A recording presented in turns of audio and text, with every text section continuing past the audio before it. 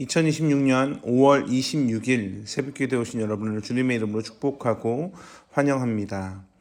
오늘 우리에게 주신 하나님의 말씀은 창세기 47장 27절에서 48장 7절까지의 말씀입니다. 제가 가진 성경으로는 구약성경 75쪽에 있습니다. 창세기 47장 27에서 48장 7절까지의 말씀을 읽도록 하겠습니다. 27절입니다.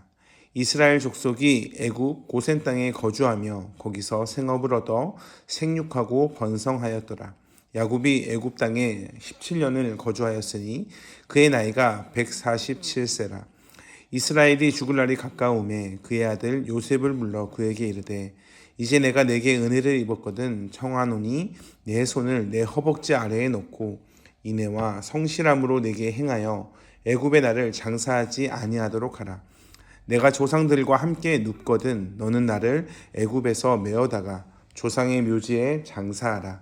요셉이 이르되 내가 아버지의 말씀대로 행하리이다. 야곱이 또 이르되 내게 맹세하라 하매 그가 맹세하니 이스라엘이 침상 머리에서 하나님께 경배하니라. 이 일 후에 어떤 사람이 요셉에게 말하기를 내 아버지가 병들었다 하므로 그가 곧 두 아들 므낫세와 에브라임과 함께 이르니 어떤 사람이 야곱에게 말하되 내 아들 요셉이 내게 왔다 하매 이스라엘이 힘을 내어 침상에 앉아 요셉에게 이르되 이전에 가나안 땅 루스에서 전능하신 하나님이 내게 나타나사 복을 주시며 내게 이르시되 내가 너로 생육하고 번성하게 하여 내게서 많은 백성이 나게 하고 내가 이 땅을 내 후손에게 주어 영원한 소유가 되게 하리라 하셨느니라. 내가 애굽으로 와서 내게 이르기 전에 애굽에서 내가 낳은 두 아들 에브라임과 므낫세는 내 것이라. 르우벤과 시므온처럼 내 것이 될 것이요 이들 후에 내 소생은 내 것이 될 것이며 그들의 유산은 그들의 형의 이름으로 함께 받으리라. 내게 대하여는 내가 이전에 밧단에서 올 때에 라헬이 나를 따르는 도중 가나안 땅에서 죽었는데 그곳은 에브라까지 길이 아직 먼 곳이라. 내가 거기서 그를 에브랏 길에 장사하였느니라. 에브랏은 곧 베들레헴이라. 아멘. 애굽 땅에 거주한 지 17년 되던 해 야곱의 나이 147세에 죽을 날이 가까운 것을 예감합니다. 야곱은 아들 요셉을 불러 몇 가지 일을 당부합니다. 야곱이 요셉이 자신의 요청을 이룰 것을 보증하도록 요셉에게 자기의 손을 야곱의 허벅지 아래에 두고 자신의 유해를 애굽에서 가져가도록 약속하라라고 요청을 합니다. 야곱의 요청의 근거는 요셉의 성실함에 있었습니다. 여기에 인애와 성실함을 말씀하시는데 인애와 성실함은 헤세드, 에메트로 단순한 친절함을 의미하지 않고 그것을 뛰어넘은 언약적인 사랑을 의미합니다. 그러니 성실함, 이 헤세드를 믿을 수 있는 그 변함없는 충성을 야곱은 요셉에게 말씀하고 있는 겁니다. 물론 야곱이 죽은 이후에 요셉이 어떻게 할지 그것에 대해서는 확신을 가지기 어렵지만 그럼에도 불구하고 야곱은 요셉에게 이 헤세드와 에메트, 인애와 성실함을 근거로 그것을 명령하고 있습니다. 물론 요셉은 이미 많은 언약적 충성을 요셉의 가족에게 베풀었습니다. 당연히 야곱의 죽음에서도 요셉은 이 성실함을 보일 겁니다. 그런데 참 신기한 것은 야곱이 즉 본문에서는 이스라엘로 표현되는 야곱은 왜 내 조상을 가리키면서 내 묘지에서 나를 장사하라고 그렇게 말을 할까? 27절에 보면 이스라엘 족속이 애굽 고센 땅에 거주를 했습니다. 거기서 생업을 얻어 생육하고 번성하였더라라고 말씀합니다. 거주를 하는 겁니다. 전에 4절에 보면 이들은 거류를 했던 사람들이었습니다. 그런데 27절에 거주한다라는 동사로 그 동사가 바뀝니다. 즉 가나안보다 애굽 땅에서 땅을 처음 소유하게 되었다는 것을 가리킵니다. 그런데 야곱은 자신을 애굽에 장사하지 아니하도록 하라고 명령하고 있습니다. 왜냐하면 야곱은 하나님의 말씀을 믿었기 때문입니다. 즉 야곱이 생각할 때 애굽은 영구적인 주거가 아닙니다. 그저 그의 가족과 그를 피할 수 있게 하는 노아의 방주와 같은 곳이다라는 생각을 그는 가지고 있었습니다. 재난에서 피하는 일시적인 피난처밖에 되지 않습니다. 야곱의 소망이 있었는데 야곱은 하나님의 구속 행위의 일부가 되기를 원했습니다. 왜냐하면 하나님의 약속이 이스라엘 민족이 마침내 애굽 땅이 아니라 가나안 땅을 점령할 것이다 라는 것에 있기 때문입니다. 그래서 31절에 야곱은 한 번 더 강조합니다. 내게 맹세해라.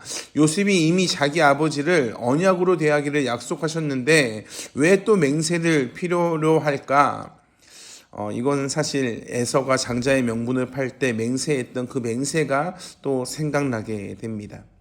요셉은 스스로 하나님 앞에서 책임지고 약속을 어기면 하나님의 저주 아래에 있을 것이다 라는 맹세를 합니다.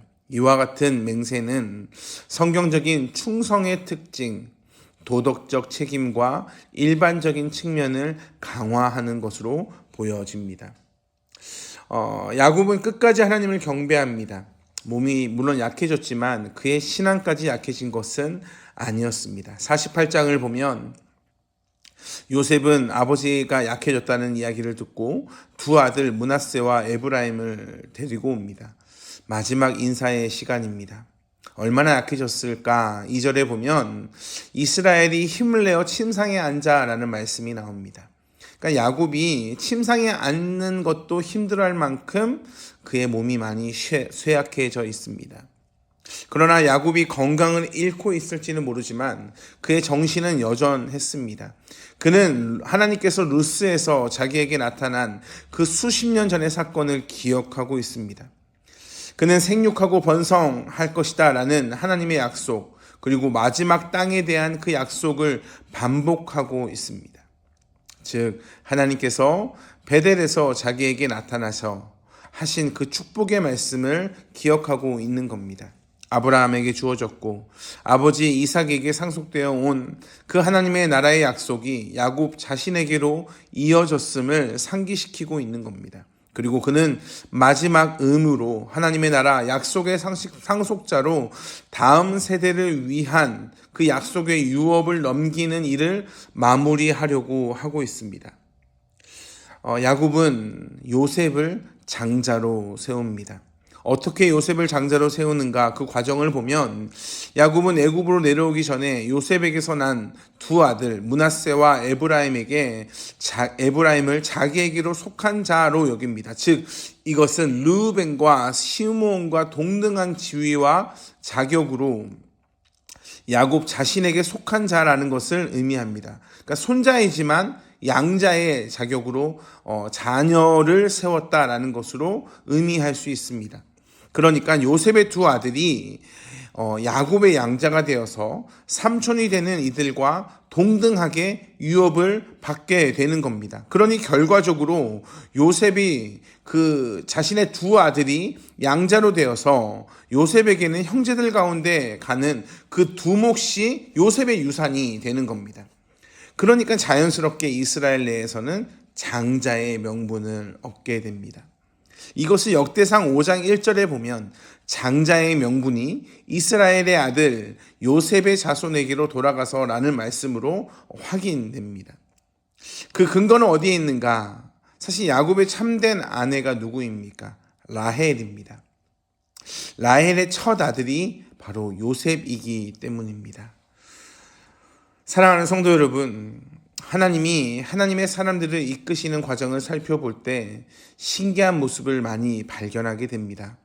야곱은 죽음을 앞두고 애굽의 풍요를 붙들지 않습니다. 그는 죽음 앞에서도 하나님의 약속을 붙잡습니다.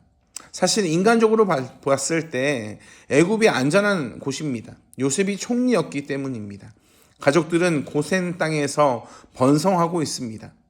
이제는 애굽의 뿌리를 내려 살아도 전혀 이상하지 않는 상황입니다. 그러나 야곱은 알고 있는 겁니다.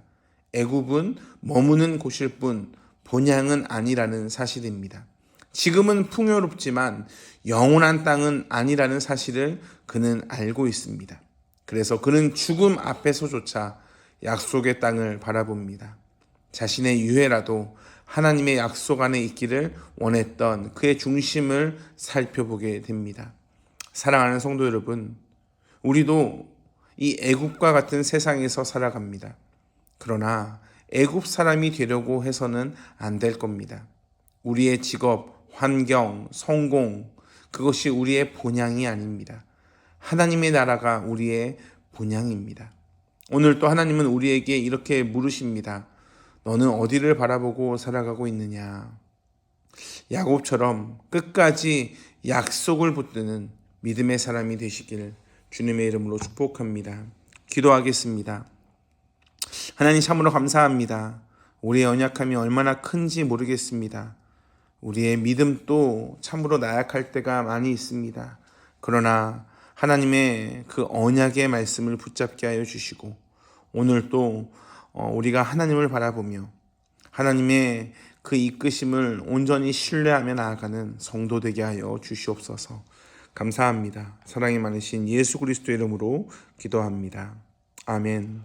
우리 주 예수 그리스도의 은혜와 하나님의 풍성하신 사랑과 성령 하나님의 언제나 동행하시는 은혜가 오늘 또 하나님의 그 이끄심을 신뢰하며 이 땅이 영원한 땅이 아닙니다 믿음으로 고백하는 한 분 한 분 위에 영원토록 함께 하시길 간절히 축원하옵나이다. 아멘.